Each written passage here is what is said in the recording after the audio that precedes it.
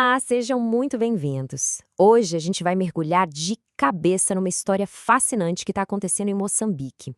É sobre um novo decreto do governo que acabou gerando uma verdadeira batalha judicial. E o centro de tudo isso é um poder muito, mas muito controverso: o poder de desligar a internet. E no fundo, tudo se resume a essa pergunta, né? Quem deveria ter autoridade para literalmente virar uma chave e apagar a internet de um país inteiro? É um debate que coloca lado a lado a segurança nacional e os direitos fundamentais das pessoas. Então, vamos entender isso melhor. A origem de toda essa confusão é o tal Decreto 48/2025. Basicamente, é uma nova regulamentação para a área de telecomunicações que foi publicada em 16 de dezembro. Oficialmente, a ideia era modernizar o setor, mas olha, não demorou muito para ele chamar a atenção por motivos bem mais polêmicos. Pois é. Logo de cara, os críticos já acenderam um alerta. O argumento deles era que esse decreto não era uma simples atualização. Pelo contrário, continha artigos que, segundo eles, batiam de frente com as leis do país e, pior, até com a própria Constituição. O cenário para o conflito já estava todo montado. E de todas as partes polêmicas do decreto, teve uma que causou um verdadeiro alvoroço, tanto na sociedade quanto no meio jurídico. É justamente a parte que dá ao governo um poder novo e, digamos, super rápido sobre o acesso à internet. E o ponto-chave está nesse número aqui, 48 horas. O decreto permite que a Autoridade de Comunicações do Governo, que é o INCM, suspenda a internet por até 2 dias por conta própria. Isso antes mesmo de levar o caso para um juiz analisar. É um poder que eles nunca tiveram antes. Agora, olhem que interessante essa comparação. Do lado esquerdo, a gente vê o caminho normal, o que diz a Constituição. O Ministério Público encontra um problema e aí um tribunal decide se um direito pode ou não ser suspenso. Já à direita, com o novo decreto, o governo age primeiro, suspende e só depois avisa o juiz.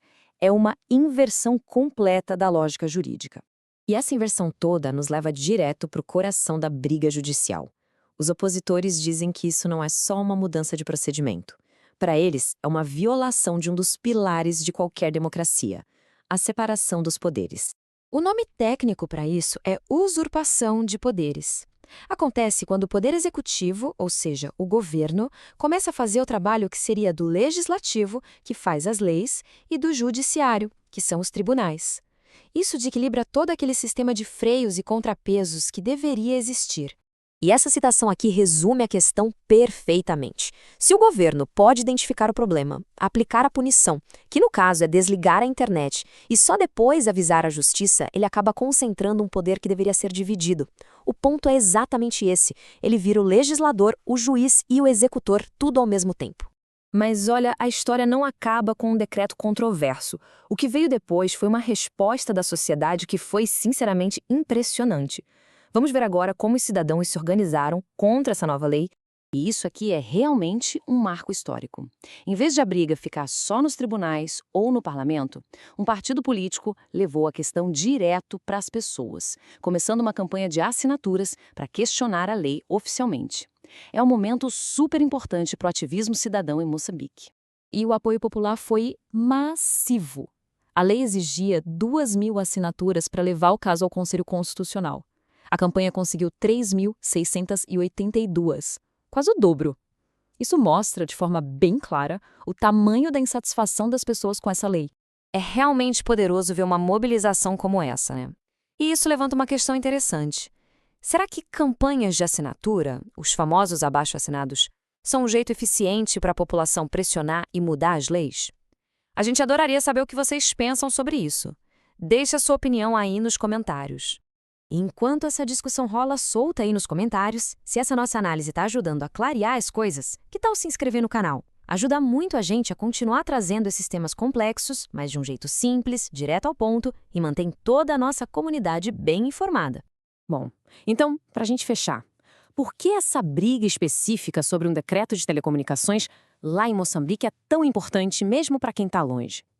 É porque o que está em jogo aqui são princípios que valem para todo mundo.